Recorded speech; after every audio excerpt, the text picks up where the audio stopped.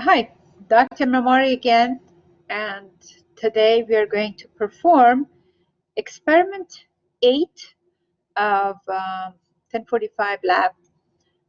Experiment 8 of 1045 lab. The purpose of performing this experiment today is for you to be able to get your data so you can complete your data sheet and turn in as an assignment to your professor, if it's me or if someone else teaching, any other professor is teaching the 1045 lab.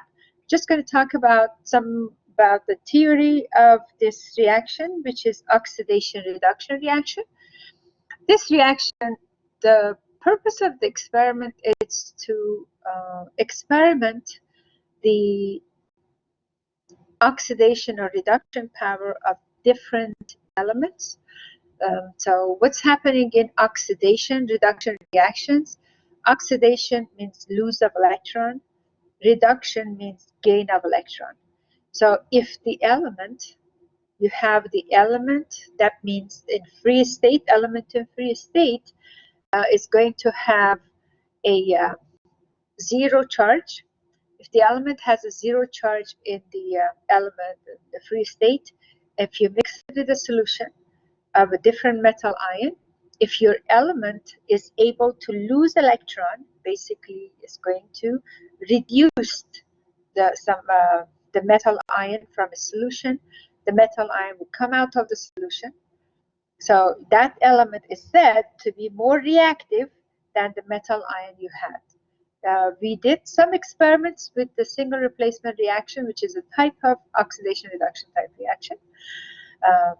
And we are going to just do more reaction of oxidation reduction, different cases, and we can basically get hopefully better understanding of oxidation reduction reaction and comparing the elements, which one is more reactive, which one is less reactive. Metals, if they can oxidize, if they can be oxidized or they can give electrons, that means they are more reactive. So if you have the metal element going into solution, making metal ion coming out of the solution, that means it's more reactive. So it can donate electron to reduce something else. We have 4 definitions which you need to be familiar with. Oxidation, meaning lose of electron or increase in oxidation number. Reduction means gain of electron or reducing in the oxidation number. Then we have other 2 definitions. One is oxidizing agent. Basically is the element or the substance that is helping something else to be oxidized. Oxidizing agent is going to accept electron to make another element to be oxidized. So what makes the reducing agent? Reducing agent, it helps something else to be reduced. That means for something else to be reduced, it must gain electrons. So your reducing agent must give electron. By giving electron is going to help something else to be reduced. So that would be reducing agent. So we talked about oxidation number. What is oxidation number? We talked about oxidation number. Those are numbers that are assigned to, these numbers are as 2 elements in a compound. We can, there are rules that you can calculate the oxidation number. Like if you have ions, the charge of the ion equals to the oxidation number. For sodium chloride, sodium has a +1 charge and chlorine has -1 charge. So chloride has oxidation number of -1 and sodium has a +1. Group 7A, they always have a -1. Group 1A, they always have a +1. Group 2A, they have a +2. So magnesium is a group 2A, so it would be +2. Sometimes group like 6A or 5A, 4A, they could have variable oxidation number, and you have to set up an equation in order to calculate the oxidation number. So you just set up a simple equation. Like for nitrogen, is going to be a +5 in nitrate ion, because oxygen is always -2. The total charge for the polyatomic ion is a -1. So if you have 3 oxygens with 2 negative charge each, and then what would be the oxidation number for nitrogen to add to this value to end up with the overall charge of the polyatomic ion of -1. If you have something that is a neutral compound, a compound that is neutral, if you add up the oxidation number, it adds up to 0. If you're dealing with the polyatomic ion, the total or adding up oxidation numbers for each element times the number or times the subscript that you have, it adds up to the charge of the ion. So you can set up equation in order to calculate the oxidation number of one element that it falls under this group about 4A, 5A, or 6A, that they don't have fixed number. It could be variable oxidation number. It could be different oxidation number in different compounds. Like nitrogen in nitrite, NO2 minus has a different oxidation number than nitrate in NO3 minus. Like sulfite and sulfate, sulfur has 2 different oxidation number. So if the oxidation number increases, the element has been oxidized. If the oxidation number decreases, then element has been reduced. Let's say Fe3 plus, if it goes to Fe2 plus, iron has been reduced, and vice versa. If Fe2 plus changes to Fe3 plus, that means iron has been oxidized. So that's for definition. And then we are going to do some experiment.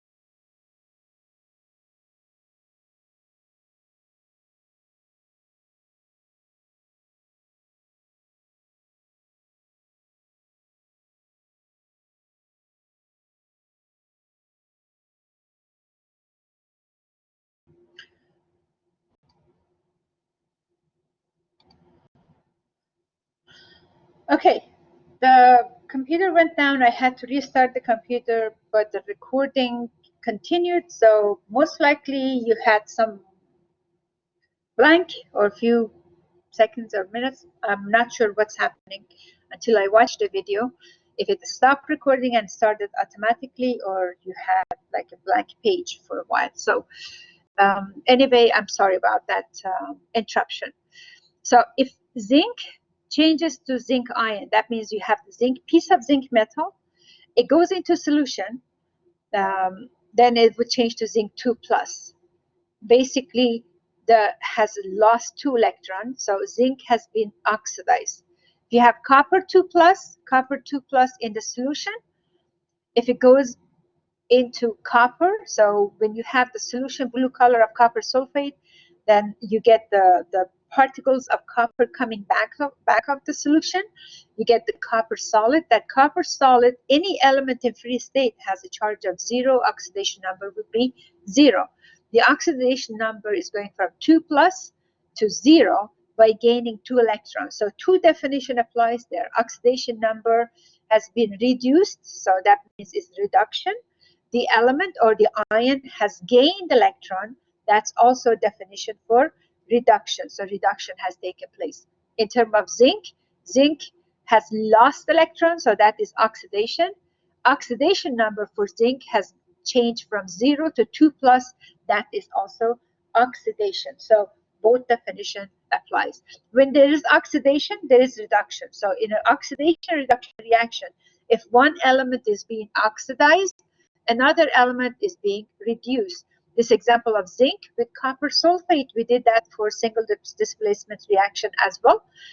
Zinc is being oxidized, copper has been reduced. So we have oxidation reduction reaction. So if we have a silver and copper solid, silver ion copper element, if silver can take electron from copper, then copper would be oxidized and silver is going to be reduced. Sometimes the reaction does not take place. Let's say if you have copper and you add to zinc sulfate, because if the forward reaction takes place, the reverse is not going to take place. So if you add copper to zinc sulfate, there would be no reaction. We had that experience. We experienced that in the last experiment for single displacement. That means copper is less reactive than zinc. Not every reaction must take place. Sometimes there is no reaction. So if there is no reaction, that means the element that you're adding, hoping that will give electron for the metal ion to come out of solution, is not reactive enough to give electron, so it's not going to give electrons. So then we say no reaction. So if we have, if you look at this table down here, we maximize it so you could see better. If we have this table here, means that increasing strength as oxidizing agent. That means oxidizing agent. That means they can accept electron, remove electron from something else to make the other piece more oxidized faster. So silver can remove electron. Silver can remove electron from magnesium. It can remove electron from even copper, but zinc is not a strong oxidizing agent. Zinc is more of a or stronger reducing agent. So increasing reducing agent property. So zinc 0 is going to lose electron in order to reduce something else. So it's a better reducing agent.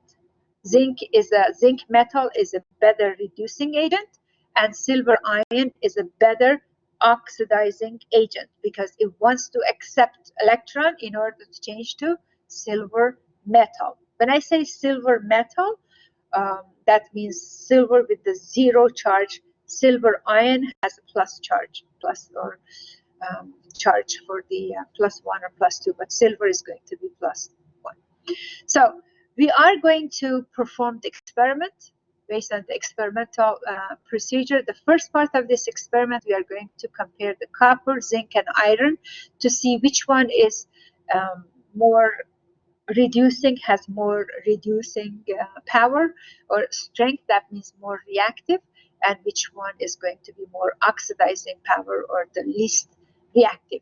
And for that, we're going to mix the chemicals and we will look for evidence for reaction. You have to, I'm just going to give you warning, you have to be very careful when you are watching this video to record your observation and evidence for each part of the experiment clearly, because if not, then answering question is not going to be easy for you. I try my best to explain like a couple times, but I'm not going to explain like 5 or 6 or 7 times for you.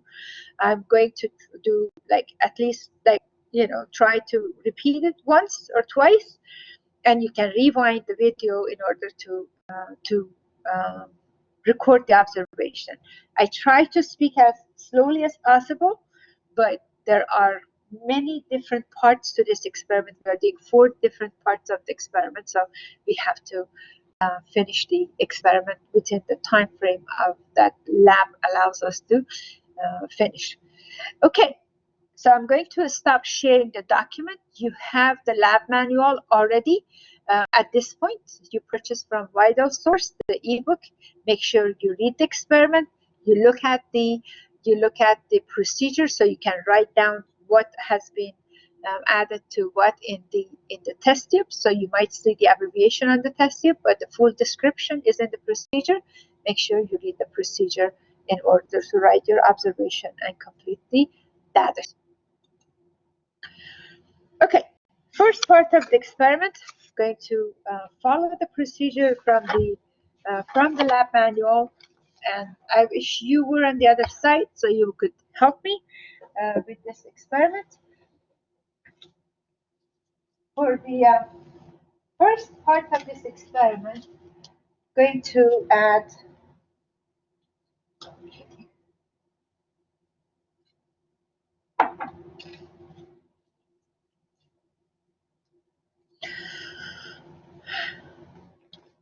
piece of copper, piece of metal. Let me see if I can get the pieces, because what I have here is powder. Just be back.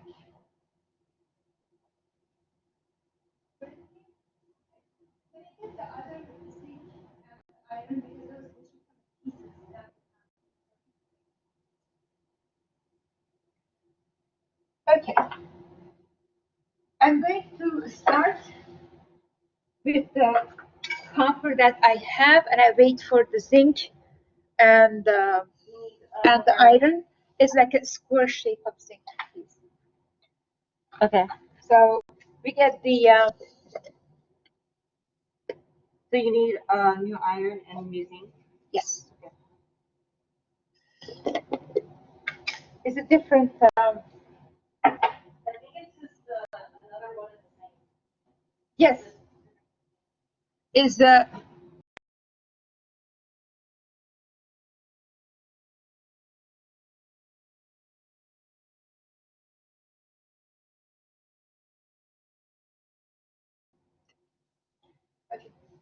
a test tube, we are adding a piece of copper. This is the copper metal, and then based on the procedure, I'm going to add zinc sulfate to the copper, and I'm going to add just one more piece so I could see the reactions. And to a second test tube, I'm adding copper. No.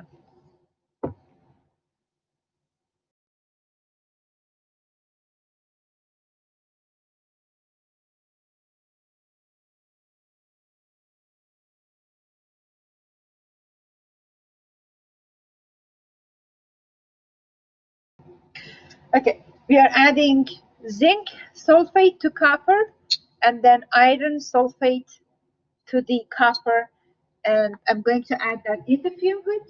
I'll show you.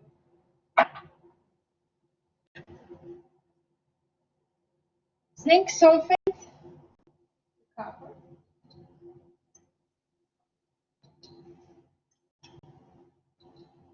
I'm going to add enough to cover the piece of copper that I have here. And then to the second one is going to be iron sulfate. Iron sulfate right here.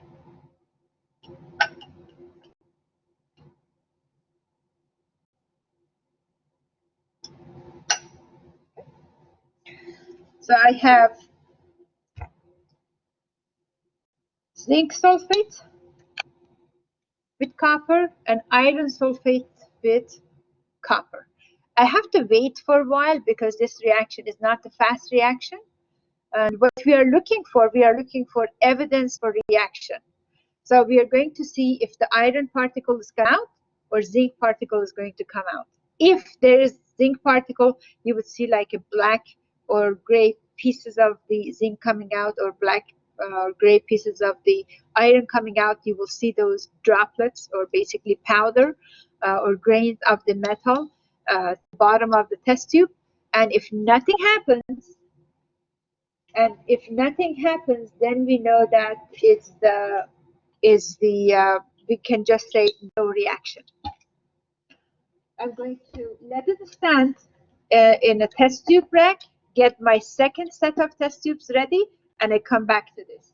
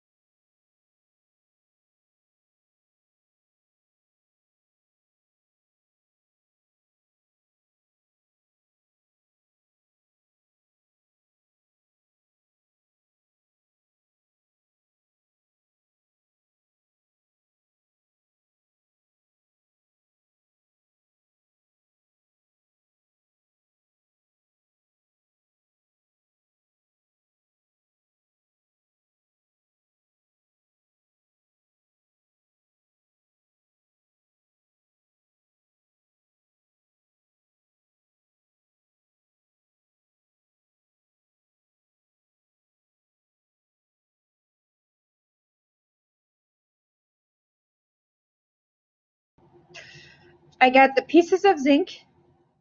I'm going to place pieces of zinc. That's another second set of test tubes. Pieces of zinc. One would be iron sulfate, another one with copper sulfate. Okay. For now, just filling the solution with the metal, going to let it stay for a couple of minutes, then bring it back to you with the evidence for the reaction. So to the first test tube with the zinc, piece of the zinc, I'm going to add iron sulfate. And to second one, I'm adding copper sulfate. We would let it stand so the evidence is more clear and more significant. So when you are looking at it, it would be easier when you are looking through the camera. I might be able to see it, but for you it's not easy because I see some drop like particles now coming out. I want to make it more significant when you are recording your observation. So I'm going to let it stand for a couple of minutes. Then the next set of test tubes, we have iron. They told me we have only iron fillings, not the iron.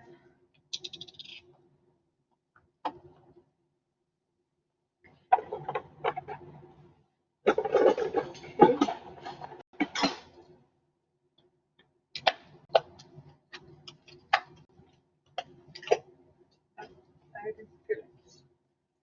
So same.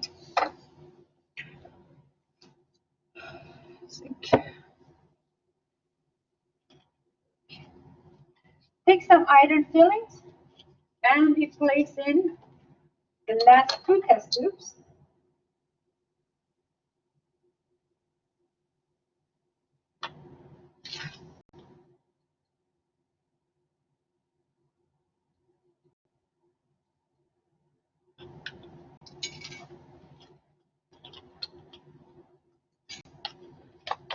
Okay. Same thing, adding zinc sulfate this time with copper sulfate. Going to add the copper sulfate to iron and zinc sulfate to iron.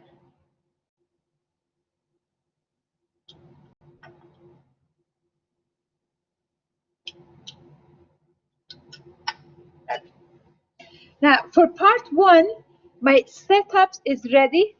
And there is one more thing that I want to try. I'm going to try to bring a black piece of cloth to hold it behind. Maybe you could see the color better. So I'm going to try it myself to see if I can see better through the camera.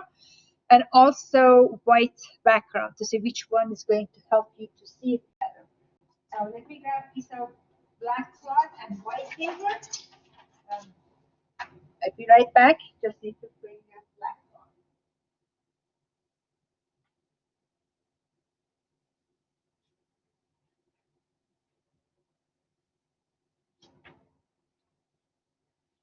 cloth. Okay.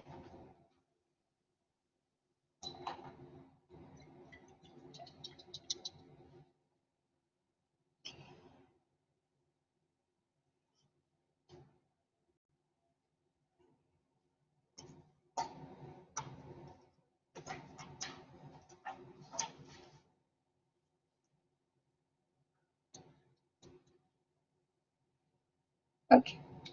For copper and zinc ion, so I'm going to take one test tube at the time, and we try to see it. Let's see if we can make better view of it.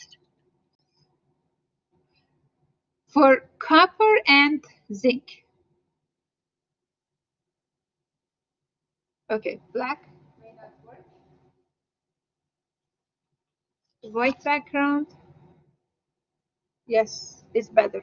Yes, white background is better. So we know that we have to look with the white background now. It's clear solution. No droplets, no particles of zinc came out of the solution. So for this reaction, you are going to just say simply, no reaction. So on the data sheet, the first page, when it says reaction of copper with zinc ion, the answer would be no reaction because you don't see any particles. You see, there's no particles of the zinc coming out. So no reaction.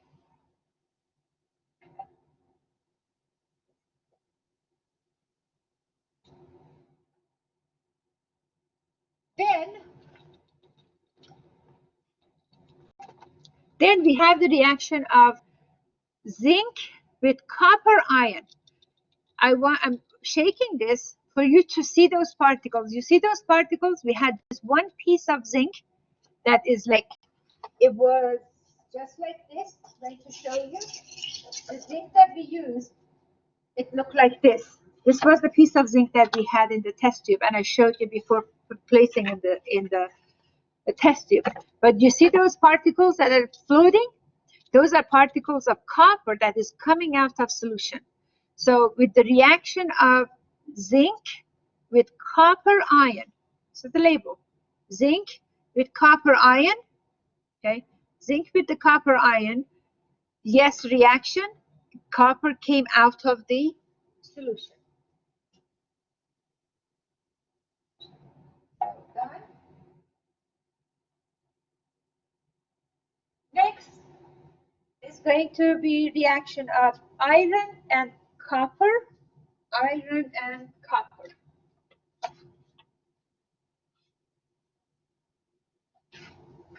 Iron and copper.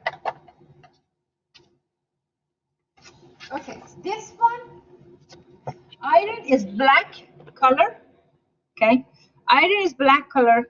The only and the best way for you to see is like the red color, if you can recognize it.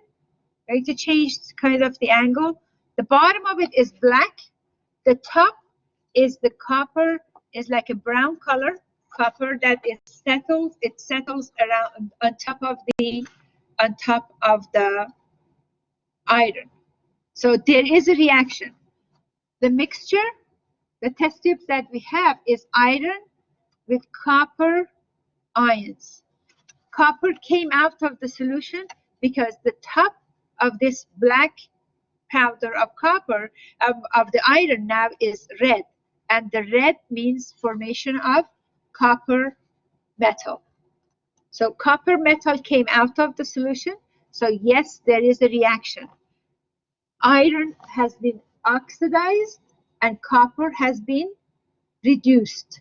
So the top of the black is like a layer of brown or cookie color. I hope you can see it, and if you don't see it, just trust me. There's a brown shade here on top for copper and the bottom is just iron.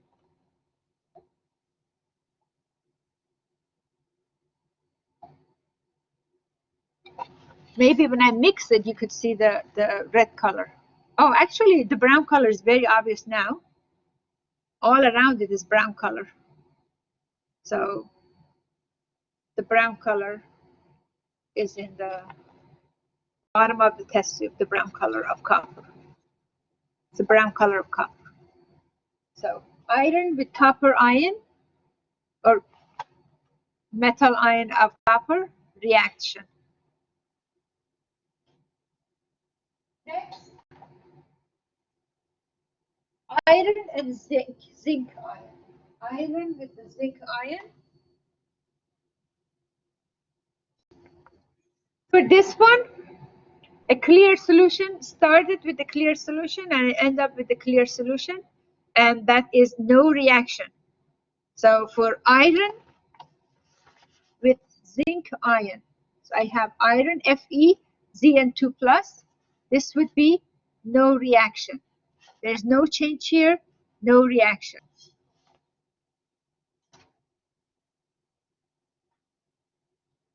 A good thing I can show you these two together. If there was no reaction here for the iron and copper, you should have same color. You see the color has changed. This is like more of a brown color now.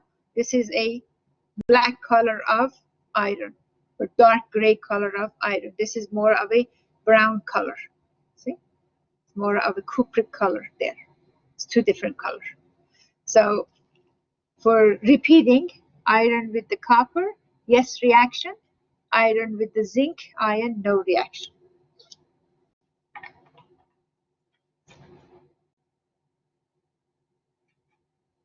Copper with the iron.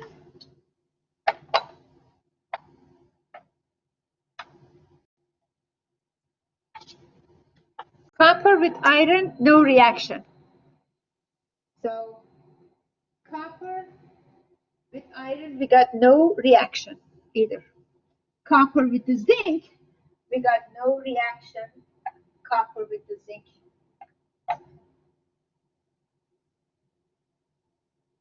Copper with the zinc, no reaction. But zinc with the copper ion, we had reaction. So copper with iron, no reaction. See, clear solution? No particles. See. Then we have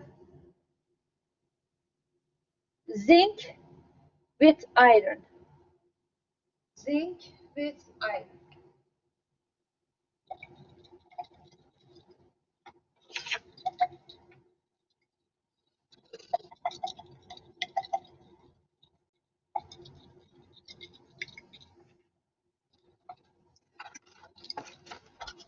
Based on the activity of zinc and iron, this reaction actually should take place. I don't see obvious reaction. The particle is very small, so I don't expect you to see it. I don't want to make up any numbers here, but very, very small particles, very small particles. I don't want you to make you believe that, yes, there are a lot of particles, you don't see it. If it was there, you would have seen it. But there are some particles, right, good, because last time there was no particles, now I see some particles moving around. Okay. So I'm just trying to keep it an angle that you could see the particles are moving around, and that is the particles of iron. Zinc was able to reduce iron as well, means zinc is more reactive. So zinc with iron, yes reaction. But it's very slow. It's not very fast like the others. Zinc with iron, yes reaction. Okay. So the strongest reducing agent, how do we know the strongest reducing agent? The element that oxidizes the other two is going to be the strongest, because zinc was able to give electron to iron. zinc was able to give electron to copper, and we saw those particles. That means zinc is going to be the strongest. Okay, zinc is going to be strong. Copper had no reaction with zinc, had no reaction with iron, so obviously it's going to be the between the iron and copper, then iron is going to be better reducing agent because copper is not reducing agent. So copper is the strongest oxidizing agent. That means it takes electron in. Zinc is the best reducing agent. Next, we are going to perform a second part of the same experiment, and we are going to try this reaction with H plus, with the production of hydrogen gas is going to show that the reaction is happening. And if there is no H gas forming, that means there is no reaction.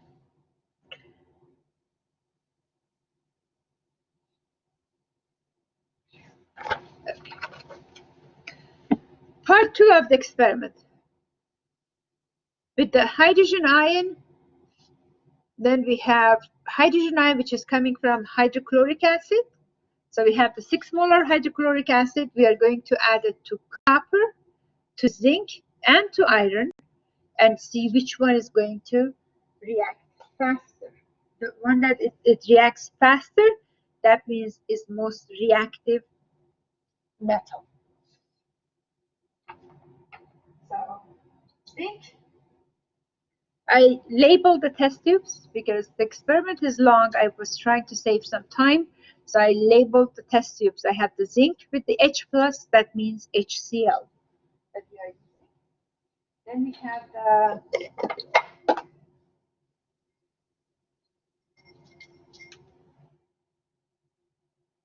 it's a copper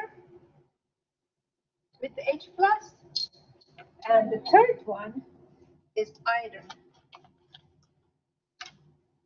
Iron with the H plus.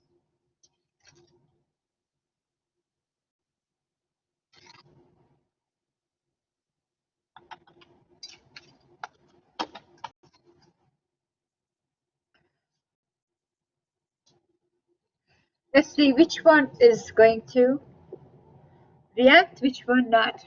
No reaction. Okay. So what I want you to look for formation of bubbles. If the bubbles form, that means the reaction is taking place. If there is no bubbles, that means there is no reaction. So I'm going to keep 2 of them in a test tube holder, test tube rack. I'm only using the zinc at this time, the zinc metal, adding HCl, the 6 molar HCl.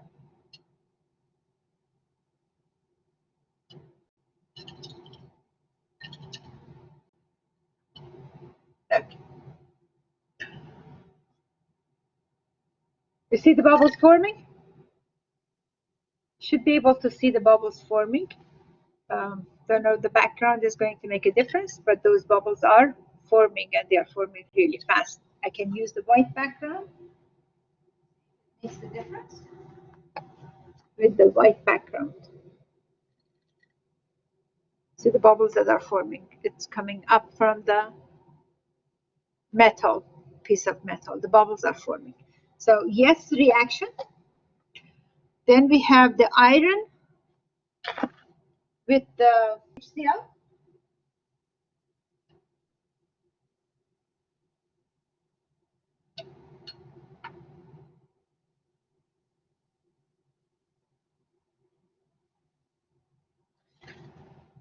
Iron metal with the HCl.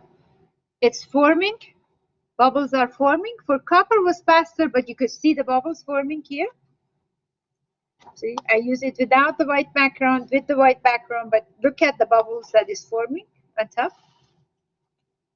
So for iron also, yes, reaction.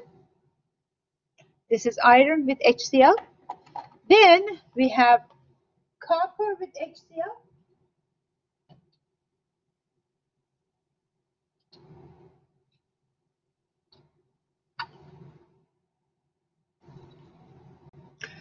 Copper with HCl, no bubbles forming. That means no reaction. No bubbles forming, meaning no reaction. So this is part 2 of the experiment. For iron, yes, reaction. Zinc, yes, reaction. Still is reacting. Okay. For copper, no reaction. So for copper would be no reaction. And that is part 2 of the experiment. Okay.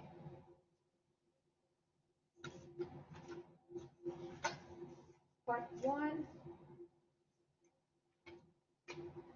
Part 3 of the experiment.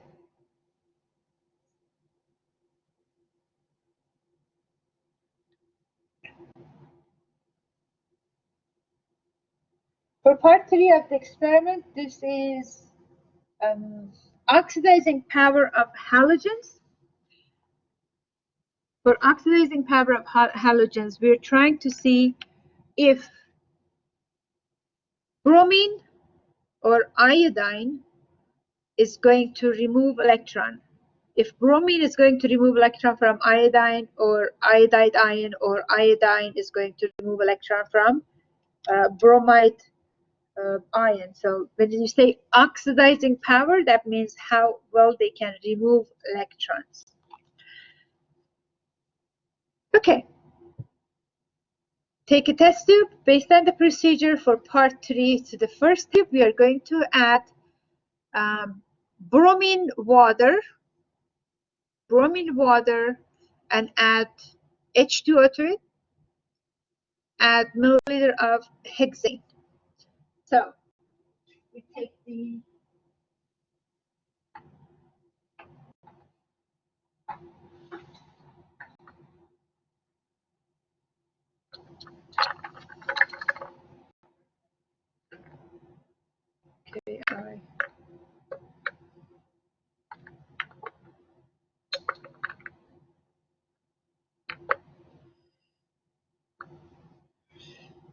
bromine water.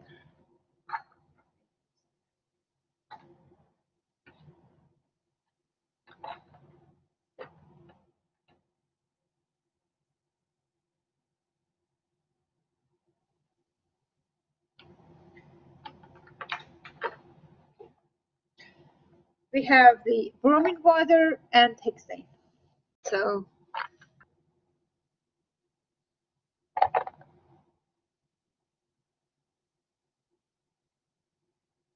we are to bromine water, right? I wanted to find it first before I can bring you to the field. Here, I have some bromine water.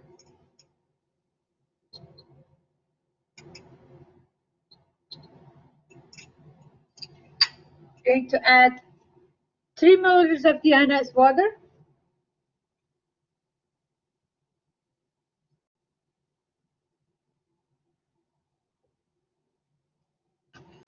About 3 milliliters of deionized water, the bromine.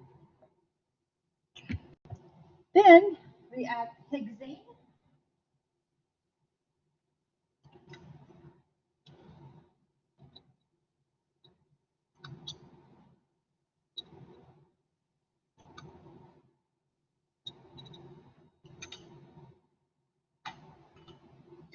Hexane.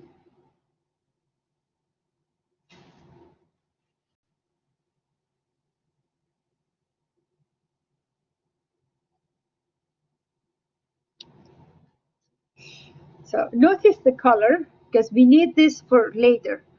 Hexane is organic. It's lighter than water, so it stays on top.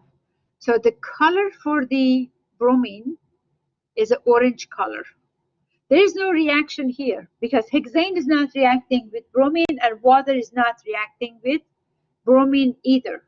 So we have the hexane layer, and if it's just the bromine Br2, that means in the elemental or molecular form, it would be orange color.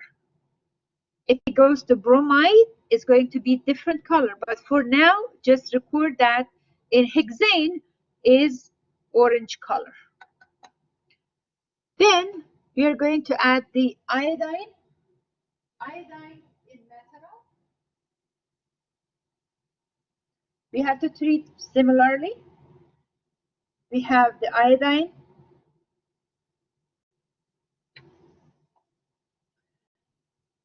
We have the iodine solution. To the iodine solution, we are adding water and hexane.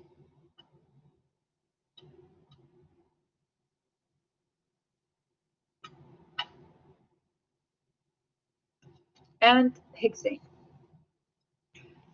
Record the color. Iodine in methanol, water, and hexane. You see the purple color in hexane layer.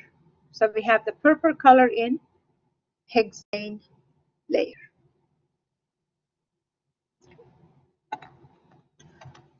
So we have the orange color for bromine and the purple color for hexane layer when you are dealing with the iodine in methanol.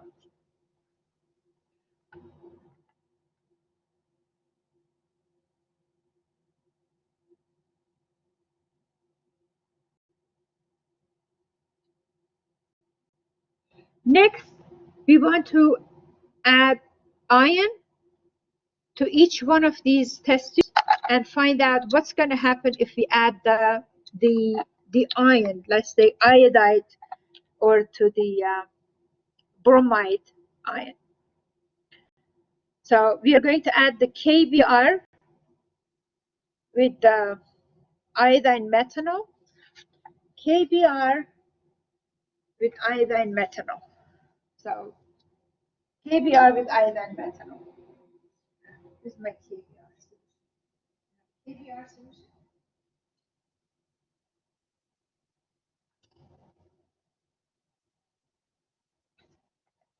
KBr with iodine.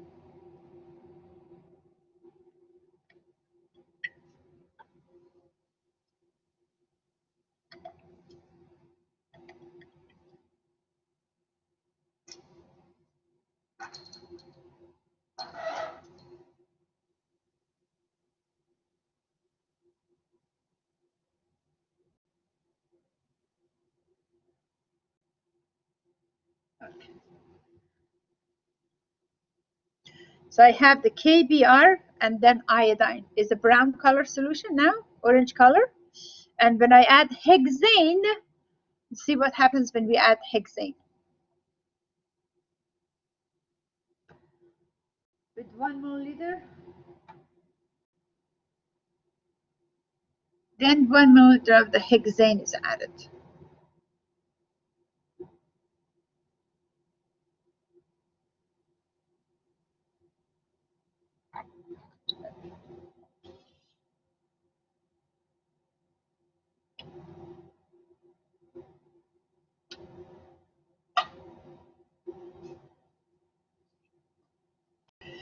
What does it mean? The hexane from brown color, it changed to the purple color. The purple color was indication for I2. Okay? Purple color was indication for I2. We didn't have I2 or iodine in this reaction mixture. We had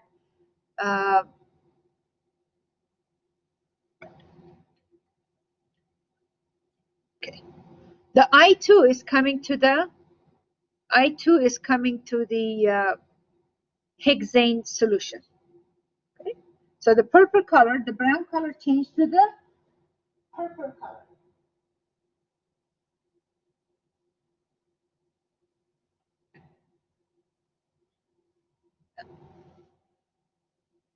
For the next reaction, we're going to use the iodide in hexane, Ki, potassium iodide.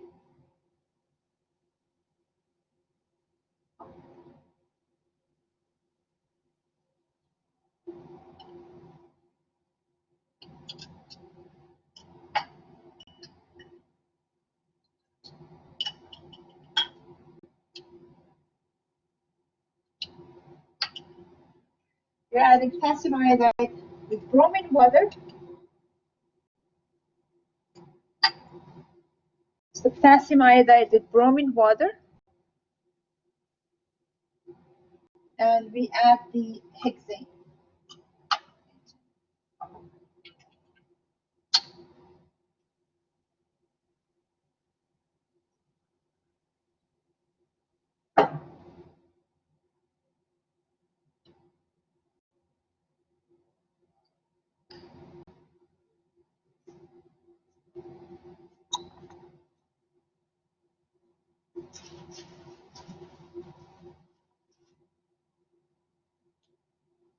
Okay, I'm going to explain one more time.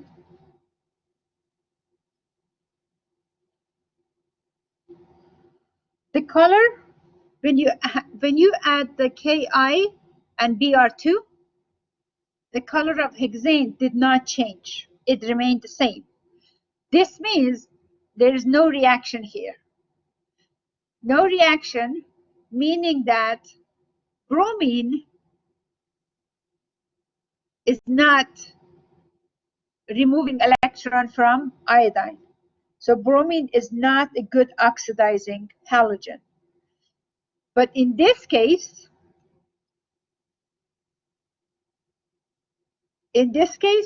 iodine is removing electron from bromide.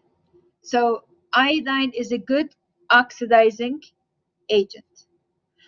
So no reaction when you have Ki plus Br2, no reaction. But there is a reaction when you are adding KBr plus I2. Okay? KBr plus I2, there is a reaction. So when you fill in the table, so for the first one, it's the first set that you before adding hexane, this is like no reaction, this is just by itself. With the iodine, we had the purple color, and then for bromine, we had the orange color. When we are performing a reaction, we add the KBr to iodine, we get the purple color. So this is a changing color. There's a color change for this reaction, KBr plus I2, but there was no reaction for Ki and Br2. So Ki plus Br2, there is no reaction. No reaction here.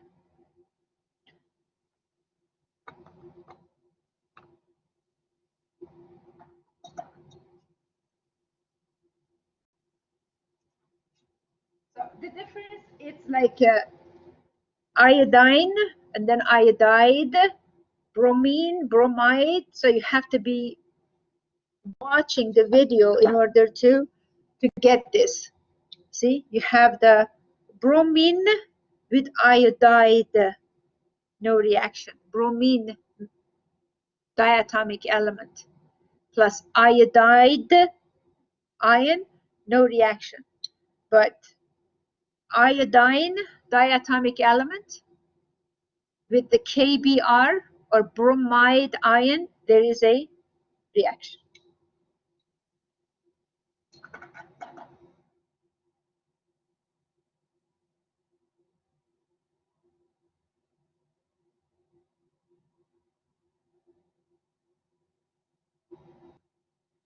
So the strongest reducing agent in this case would be the strongest reducing is going to be the iodide, and then the strongest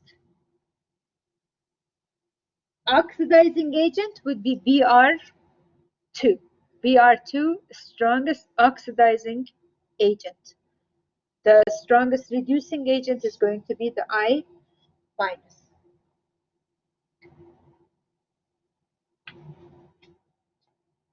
Okay.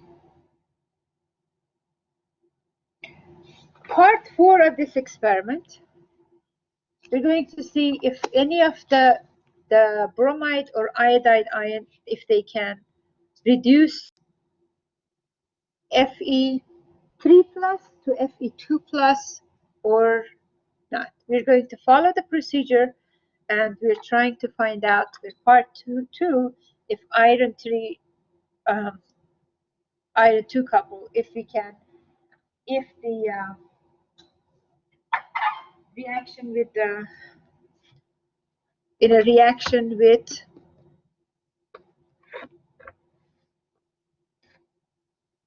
halogens, how do they rank? What is the ranking for the copper here? So first one, we are going to add FeCl3 with KBr. So FeCl3 with the KBr, and the second test tube we are adding FeCl3 with potassium iodide or Ki. So in two separate test tubes. FeCl3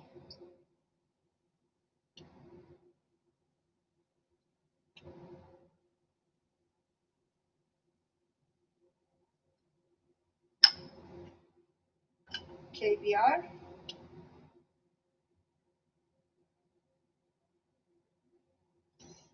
and Ki.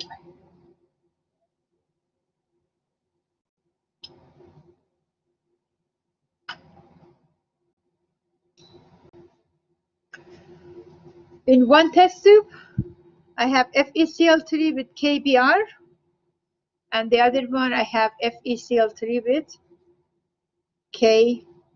Okay.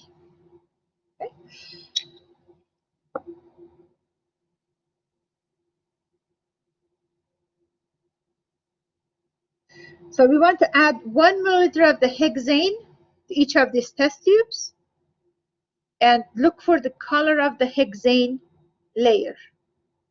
If free halogen forms, that means if I2 or Br2 forms, it comes to the hexane, because hexane is organic, this is inorganic. If hexane it's colorless, doesn't change the color, it's like clear color, water-like solution, that means there is no free halogen to come up. But if hexane layer changes color, that means the free halogen is coming up. And we do have two references already when we had the iodine with hexane and bromine with hexane. So we could see if it does match, if you remember those colors, or we just look for the new evidence here. So I'm going to add hexane and see what happens to the top layer after we add the hexane. So first, one of the test tube, we have ferric chloride with the KBr. If we have free halogens, what does it mean? That means that Fe3 plus has changed to Fe2 plus in order for Br minus to change to Br2. So basically, Br minus has reduced the Fe3 plus into Fe2 plus. So the oxidation reduction takes place. So we want to compare, so which one is going to actually have a reaction and which one is not going to have the reaction.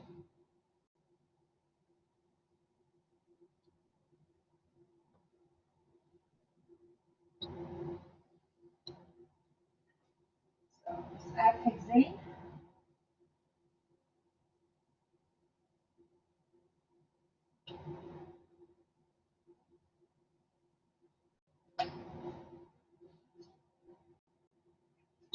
They put a stopper so it can shake it better.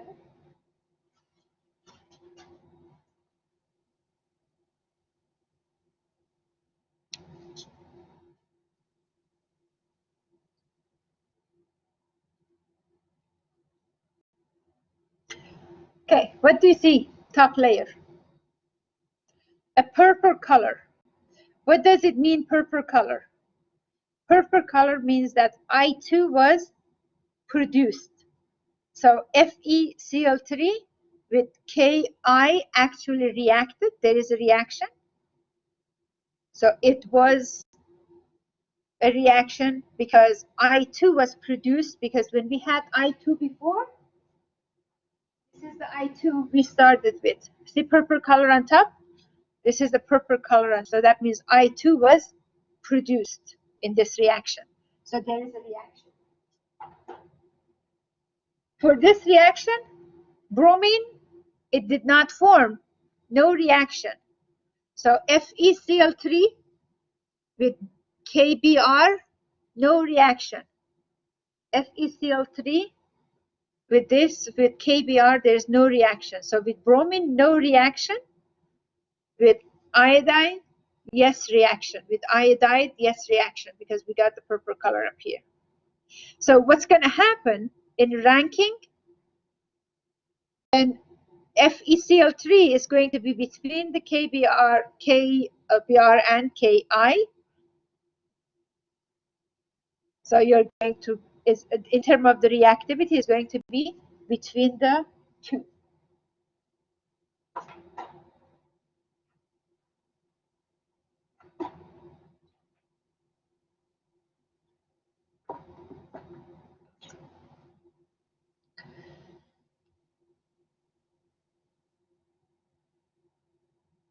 So that was part 4 of the experiment. So we found that FeCl3 in ranking is going to be between the I2 and Br2.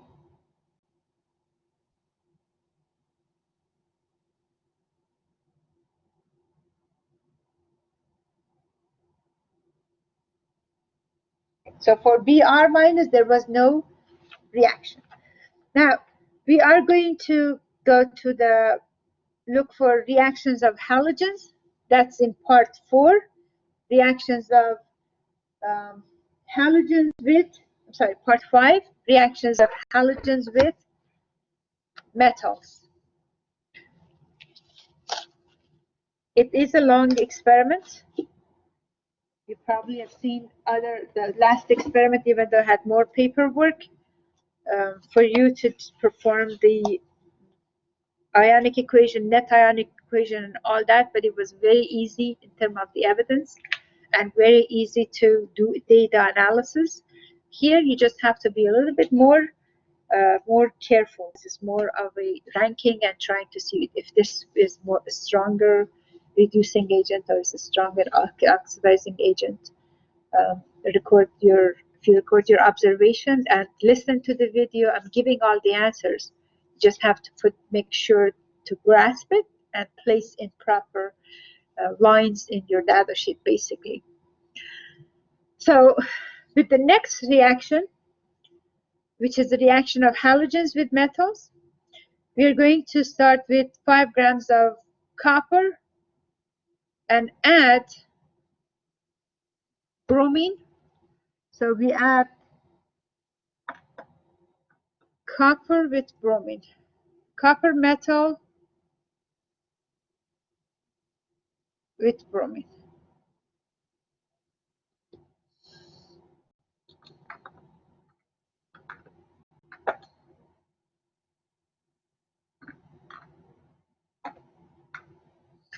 Copper with bromine. Okay.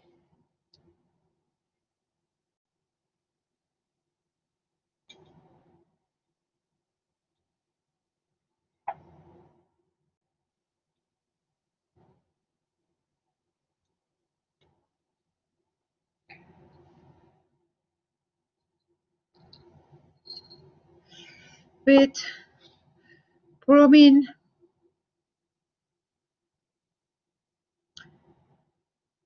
10 milliliters of bromine water. 10 milliliters of bromine water to the copper.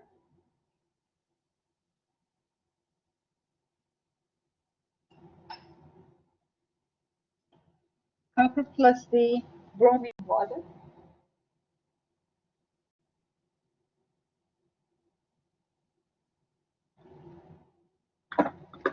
Here we have copper with iodine with I2 solution in methanol.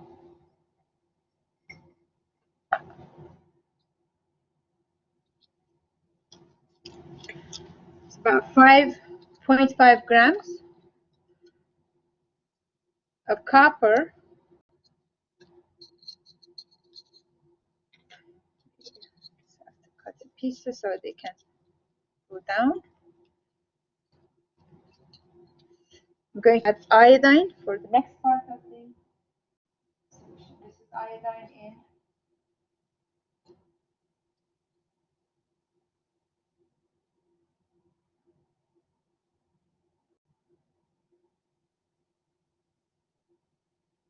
We need about 10 milliliters.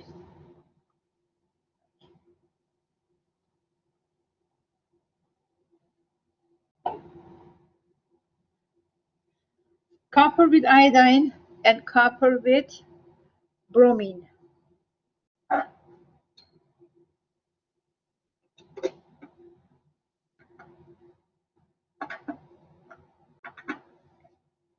Stopper. Stopper it.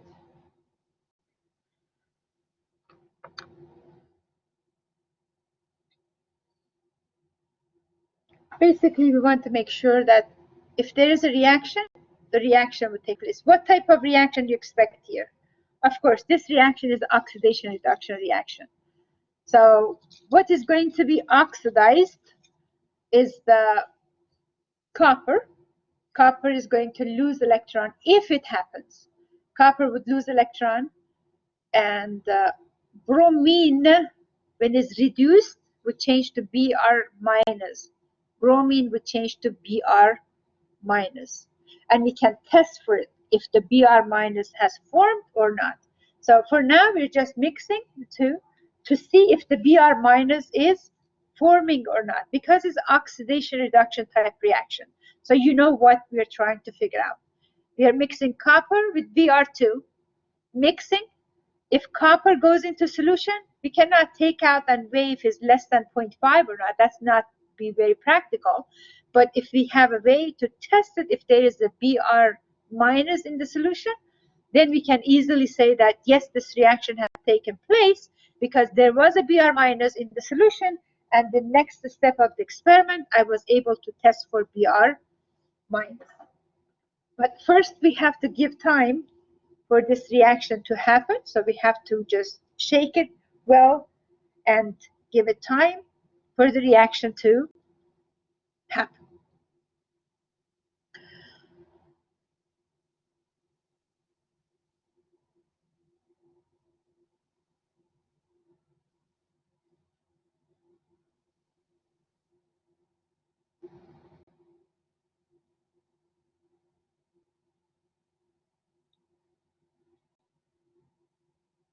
Okay. If a precipitate forms with the copper, then if a precipitate forms, copper bromide or copper iodide is forming.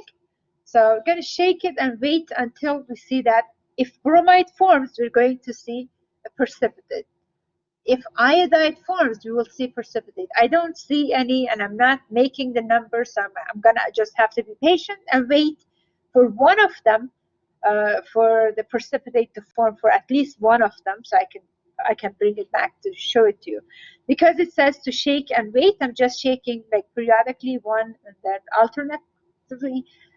I alternate between the two test tubes, shake it and wait to see the precipitate.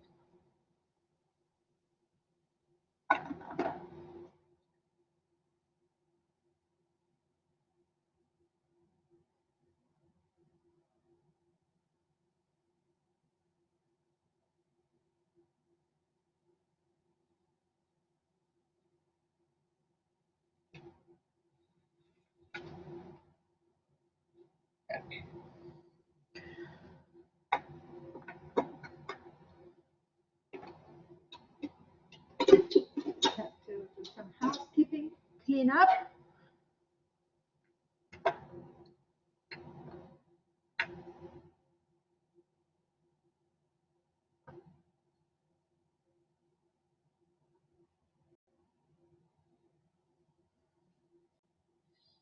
Okay.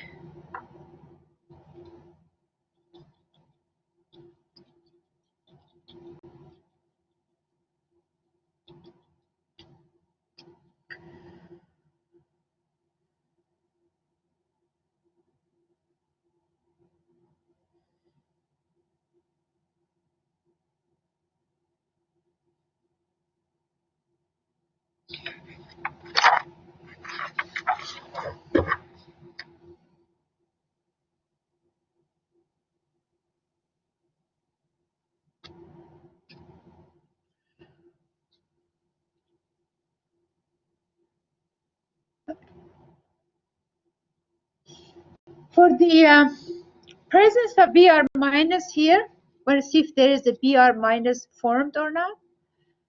Based on the procedure, I can take some of these solution.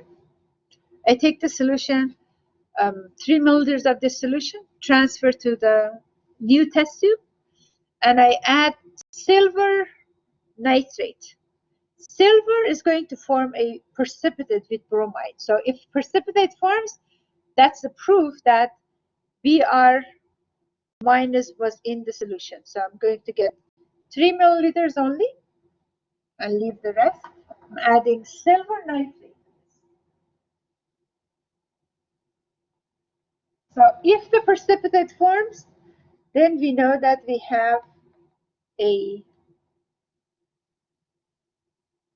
okay, see the white precipitate is forming? That is the proof that Br minus was in the solution. So copper reacted with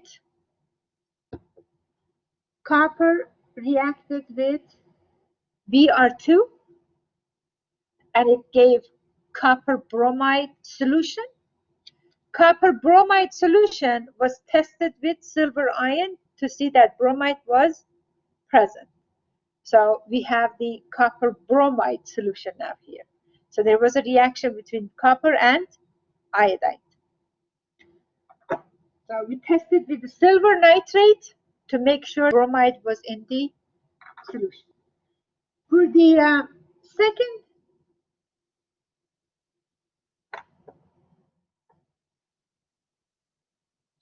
For the second one,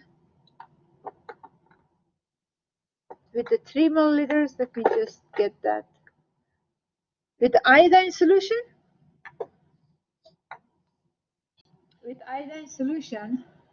going to add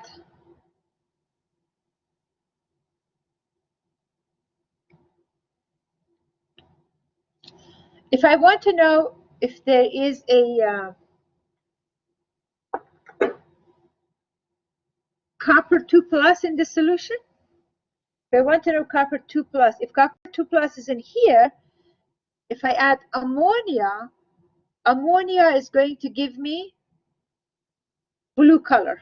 So if I see blue color after adding ammonia, so I need to find the NH3 here.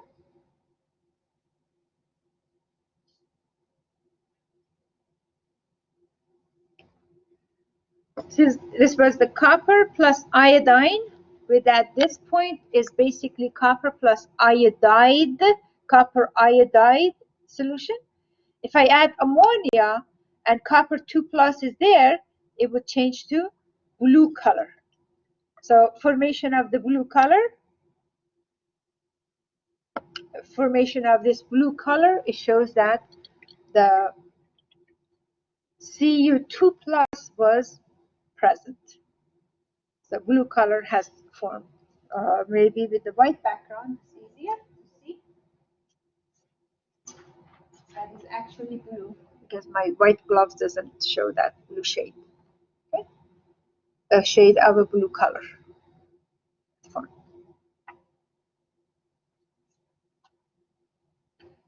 Okay.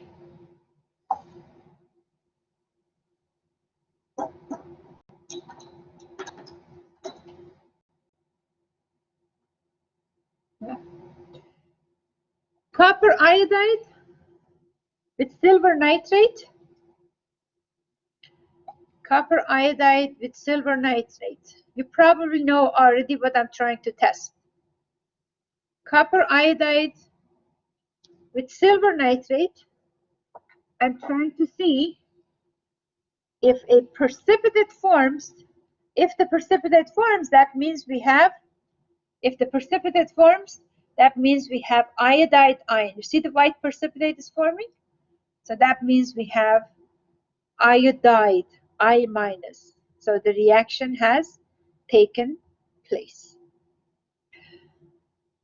For solution of copper with bromine, when we said we have copper bromide and we tested with silver nitrate, that bromide precipitates, so we know that bromide is there. Now, if I take some of this solution and add ammonia, it should give me blue color also, because it shows that I have, the, see what's going on here. Okay, it shows that I have a copper 2 plus. Because if I have bromide ion, that means I also have copper 2 plus. But to prove that I have copper 2 plus, I'm taking the copper with bromine solution. Just going to take about 3 milliliters of this copper with bromine solution. This is to test that copper metal reacted with bromine and it changed to copper 2 plus. And if there is copper 2 plus, I will get blue color as I'm adding ammonia. So I'm adding ammonia right here. You can see if the blue color is going to appear. See the blue color that appeared in there? That means I have copper 2 plus in the reaction mixture. So we prove that we have copper 2 plus with the bromine, and with the iodine, the iodide ion was there, the copper 2 plus, it was there, but the color was not as obvious as the other one because it was like a very light color.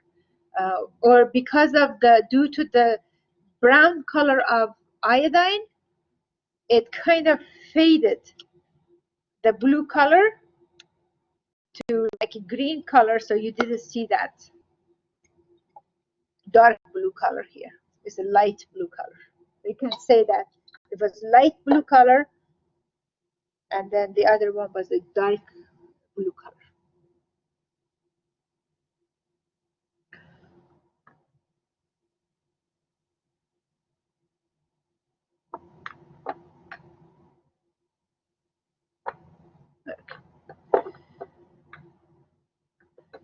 Ferric chloride. Now, we could also test the ferric chloride with KBr and Ki. I think we did that already. Ferric chloride with KBr and Ki. We saw reaction for iodine. There was no reaction with the bromine. There was no reaction.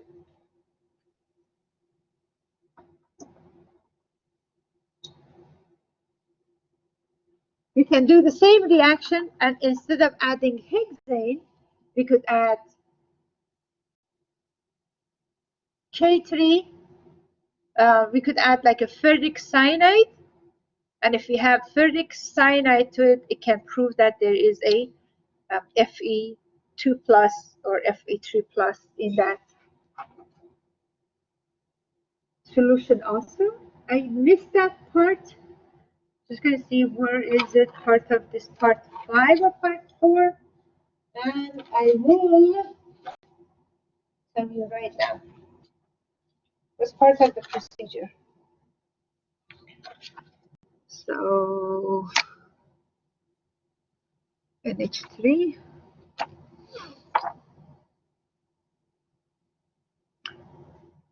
Yes. Well, that was part of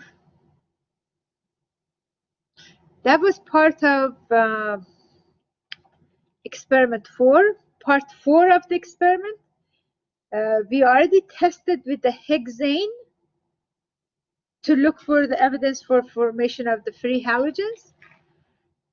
But we did not test it for the presence of Fe2 plus, because if the Fe2 plus, we just want to test for both parts to make sure that we had the free halogens, and we also had Fe2 plus, because when Fe3 changes to Fe2 plus, the Br minus changes to Br2, or Ki would change to I2. So I'm going back, and I'm sorry for this because you were not here to tell me that I missed this test. I'm going to go back to end of part 4 of the experiment, and I'm glad I remembered now because I had to do this experiment another day. So we are going to do this experiment and add the ferric cyanide to see if we get the complex reaction with the complex. And if a deep blue color forms, then we know that we have also Fe2 plus present. So basically, it's saying, did the Ki change Fe2 plus to Fe3 plus to Fe2 plus? Basically saying, was there a chemical reaction or not? With this one, we already saw the chemical reaction for the purple color of the hexane. But we are going to do a second reaction to confirm it.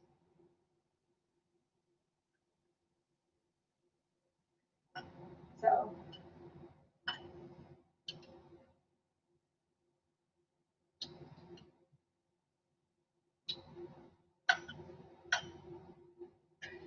I'm adding FeCl3 to both test tubes. So FeCl3 to one, I'm going to add KBr, and to other one, I'm going to add Ki.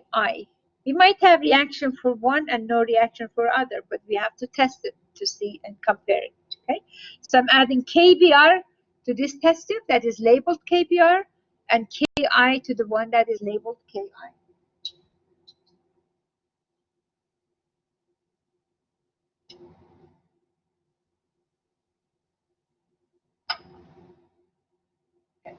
I added Ki.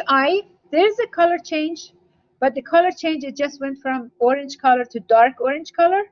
So it's kind of, it's not very obvious. So we are doing like a secondary testing. So if I add the ferric cyanide, potassium cyanide is going to change to like blue color if this reaction definitely took place.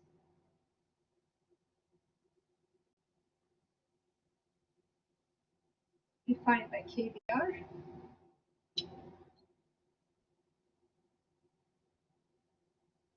Okay. I added KBr to FeCl3.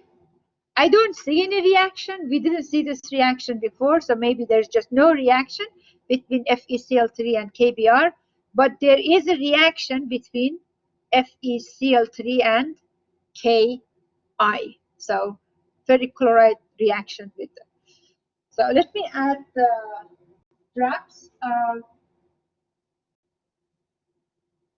potassium cyanide. First, I have to find it. I hope the reagent is out here.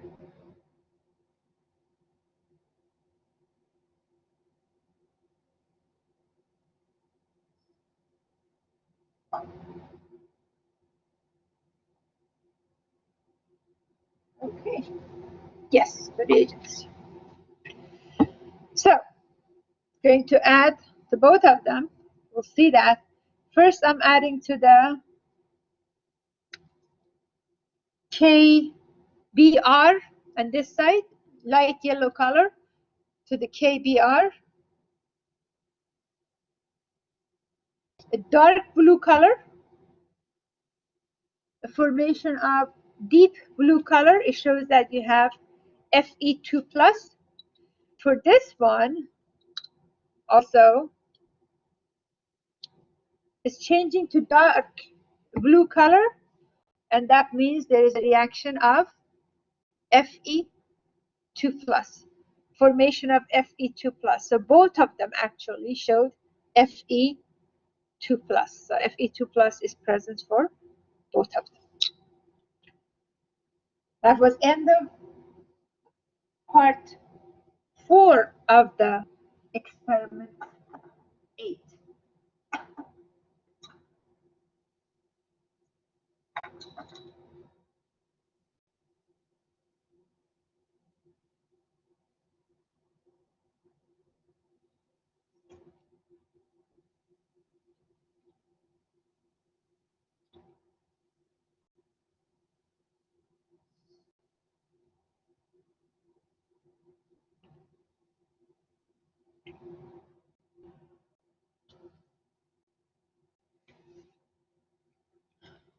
For part 4 of the experiment, I'm just repeating the first part that we did, just in case if you forgot it. We had the FeCl3 and KBr in hexane. We had FeCl3 and Ki in plus hexane. So we had the hexane. So I'm going to take the background down so you could see the two layers. The top layer with the purple color. But the top layer for the iodine, it looks like very light yellow color. I see much of a reaction here. So we put no reaction. Because I didn't see. I usually say yes or no based on the evidence for the reaction. And then if it doesn't match with the theory, like you look in the books and it's not, you say that it was expected to have reaction, but the reaction was not very obvious. We're just going to record what we see, and that was, let me see.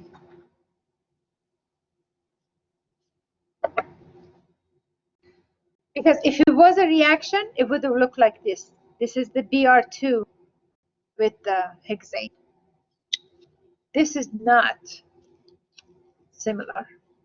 So I would say no color, no change, no reaction. I stated what I said. Okay. You had some easy experiments in the past in terms of recording the evidences for the reaction. This might be slightly challenging, and I'm not trying to scare you. If you didn't get any part of the experiment, please go back and review again. Please read the experiment yourself. Make sure that you know about the procedure in every step, or part 1 to 5. What are the procedure? What is the purpose of performing that part of the experiment? Then you get more out of it. And then you watch the video again, and you get more out of the procedure and the data collections. Basically, is the evidence collection of the evidence. There is no number for this experiment. There's all qualitative analysis, but you will be able to collect those data and turn in your data sheet as assignment to your professor, if it's me or anybody else. Your professor will, or hopefully will or might, hold a theory section for this experiment to explain when is the oxidation reduction reaction, what is happening. I try to give some definitions for the oxidation reduction and what is actually happening about lose or gain of electron, oxidizing agent, reducing agent. It may or may not be enough for your professor, and they have the choice, and definitely encouraged to hold a Blackboard collaborative session to go over the theory of the experiment and what is expected. Thank you. End of experiment 8.